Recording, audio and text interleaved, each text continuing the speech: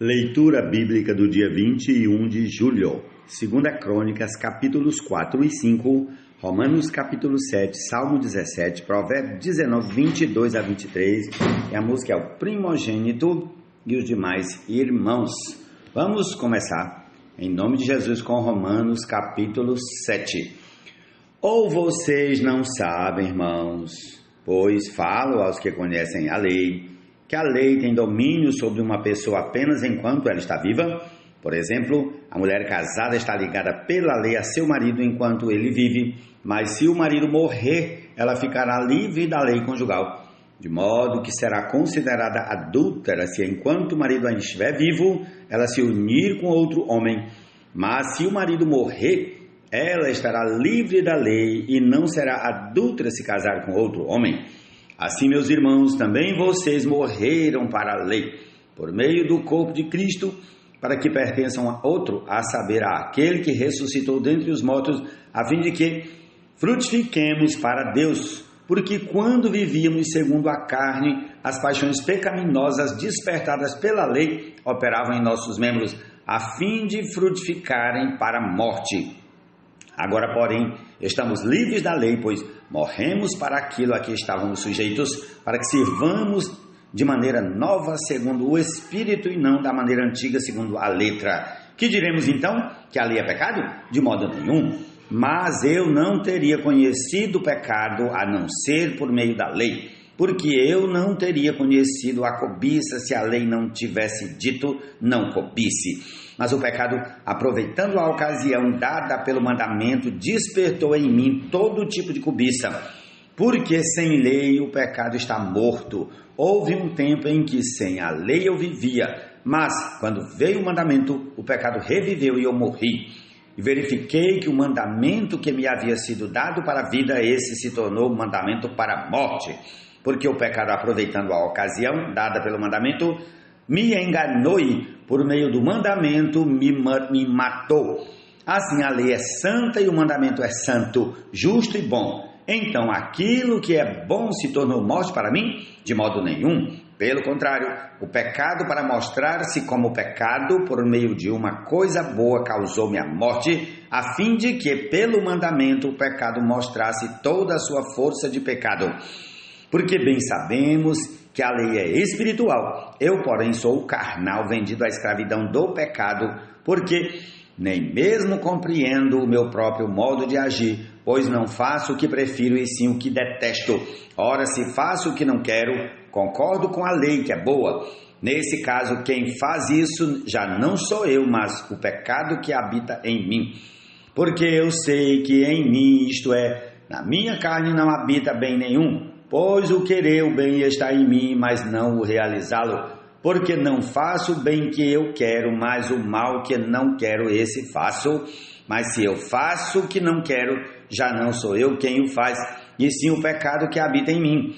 Assim encontro esta lei. Quando quero fazer o bem, o mal reside em mim. Porque, segundo o homem interior, tendo prazer na lei de Deus, mas vejo nos meus membros outra lei que, guerreando contra a lei da minha mente, me faz prisioneiro da lei do pecado que está nos meus membros. Miserável homem que sou, quem me livrará do corpo desta morte? Graças a Deus por Jesus Cristo nosso Senhor, de maneira que eu, de mim mesmo, com a mente sou escravo da lei de Deus, mas segundo a carne sou escravo da lei do pecado. Senhor Jesus. Outrora ele era o teu filho unigênito, tornou-se o primogênito, e nós teus muitos filhos, para sua expressão e brilho. O que torna alguém agradável é a sua misericórdia.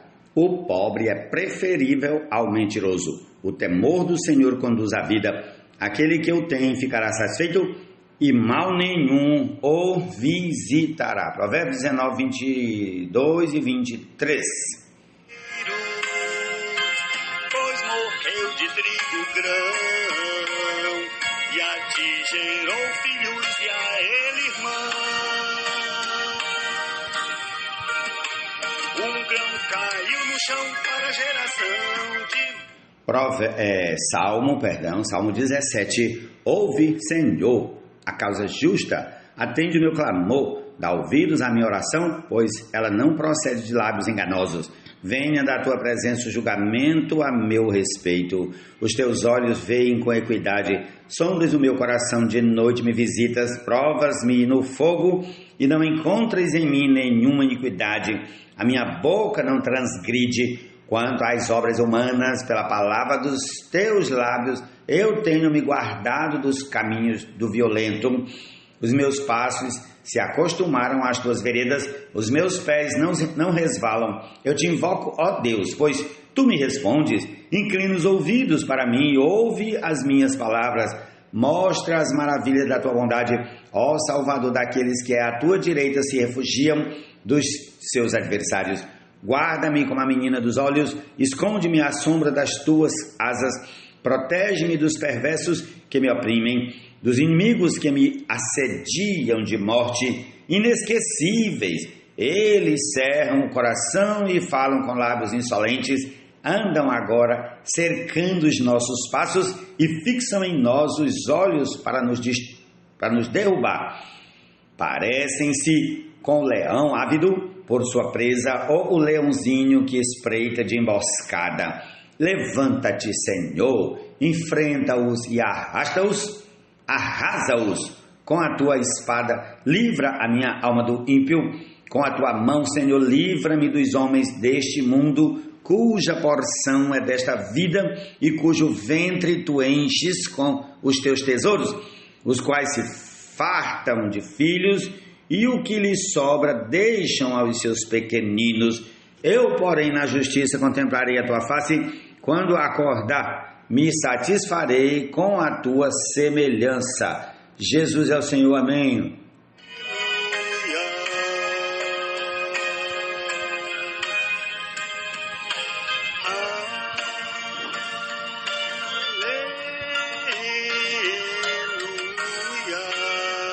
Segunda Crônicas, capítulo 4. Salomão também fez um altar de bronze de 9 metros de comprimento, 9 metros de largura e 4 metros e meio de altura.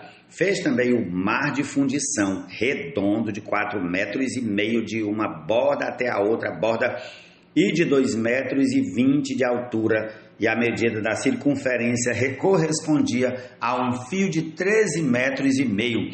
Por baixo da sua borda ao redor havia figuras de touros, 10 a cada meio metro, estavam em 2 fileiras e foram fundidas quando se fundiu o mar de fundição. O mar de fundição se apoiava sobre 12 touros de bronze, 3 olhavam para o norte, 3 para o oeste, 3 para o sul, 3 para o leste. O mar de fundição se apoiava sobre eles, cujas partes posteriores convergiam para dentro. A grossura das paredes desse mar era de 4 dedos, e a sua borda, como borda de copo, era como uma flor de lírio. Nele cabiam cerca de 60 mil litros. Também fez 10 pias e pôs 5 à direita e 5 à esquerda. Nelas era lavado tudo que se usava nos holocaustos. O mar de fundição, porém, era para que os sacerdotes se lavassem nele. Fez também 10 candelabros de ouro, segundo havia sido ordenado, e os pôs no templo, 5 à direita e 5 à esquerda. Também fez 10 mesas e as pôs no templo, 5 à direita e 5 à esquerda. Também fez 100 bacias de ouro.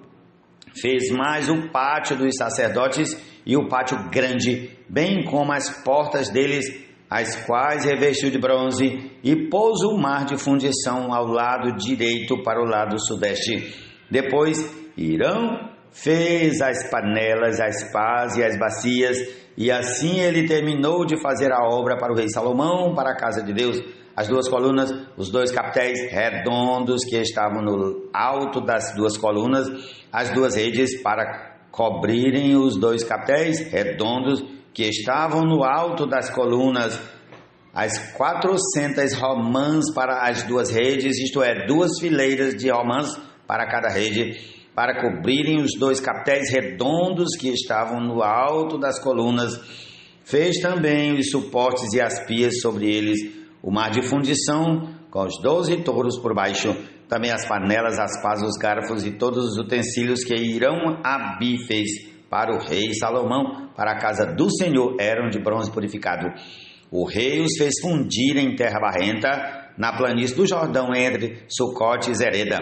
Salomão fez todos estes objetos em grande abundância, não se verificando o peso do seu bronze. Salomão também mandou fazer todos os utensílios do santo lugar de Deus, o altar de ouro e as mesas, sobre as quais estavam os pães da proposição, e os candelabros com as suas lâmpadas de ouro puro, para se acenderem diante do Santo dos Santos, conforme havia sido ordenado. As flores, as lâmpadas, as pinças eram do mais fino ouro. Também os apagadores, as bacias, as taças e os incensários eram de ouro finíssimo. Quanto à entrada da casa, as portas de dentro do Santo dos Santos e as portas do santo lugar do templo eram de ouro. Amém? Prossigamos ao capítulo 5 de 2 Crônicas. Vamos lá. Ó Senhor Jesus, quando Salomão terminou toda a obra que fez para a casa do Senhor, trouxe as coisas que Davi, seu pai, havia dedicado a prata, ouro e todos os utensílios. Salomão pôs tudo isso entre os tesouros da casa de Deus. Então Salomão congregou os anciãos de Israel e todos os chefes das tribos, os chefes das famílias dos israelitas em Jerusalém, para levarem a arca da aliança do Senhor da cidade de Davi, que é Sião, para o templo. Todos os homens de Israel se congregaram junto ao rei na ocasião da festa, que foi no 7º mês. Quando todos os anciãos de Israel chegaram, os levitas pegaram a arca do Senhor e a levaram para cima com a tenda do encontro e com os utensílios sagrados que nela havia. Os levitas e sacerdotes é que levaram tudo isso para o templo. O rei Salomão e toda a congregação de Israel que se havia reunido diante dele estavam todos diante da arca, sacrificando ovelhas e bois que de tão numerosos não se podiam contar. Os sacerdotes puseram a arca da aliança do Senhor no seu lugar, no santuário mais interior do templo, que é o Santo dos Santos, debaixo das asas dos querubins. Pois os querubins estendiam as asas sobre o lugar da arca e, do alto, cobriam a arca e os seus cabos. Os cabos sobressaíam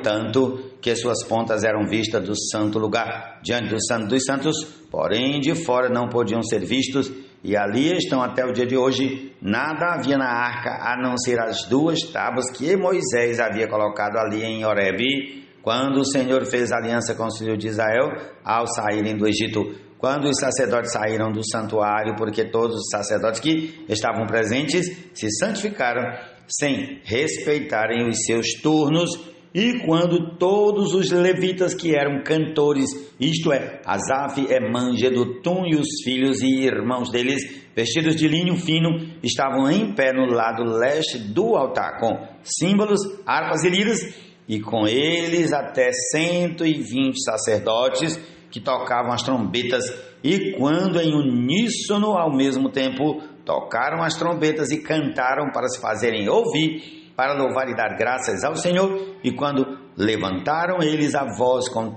trombetas, símbolos e outros instrumentos musicais para louvarem o Senhor, porque Ele é bom, porque a sua misericórdia dura para sempre. Então o templo, a saber, a casa do Senhor, se encheu de uma nuvem, de maneira que os sacerdotes não puderam permanecer ali para ministrar, por causa da nuvem, porque a glória do Senhor encheu a casa de Deus. Louvado seja o nome do Senhor. Essa é a porção desse dia. Desfrutemos da palavra do Senhor. Amém. Glorificado, todos vêm de um só, todos vêm de um só, Deus o Pai de todos nós. Por isso mesmo, sendo Ele perfeito, nos chama irmão sem preconceito. Por isso mesmo, sendo Ele perfeito, nos chama irmão sem preconceito. Dizendo, durante a reunião ao teu nome farei menção. Na reunião declararei teu nome a meus irmãos e cantarei a ti belas canções de louvação. no meio da congregação. E cantarei a ti lindas canções de adoração, no meio da congregação.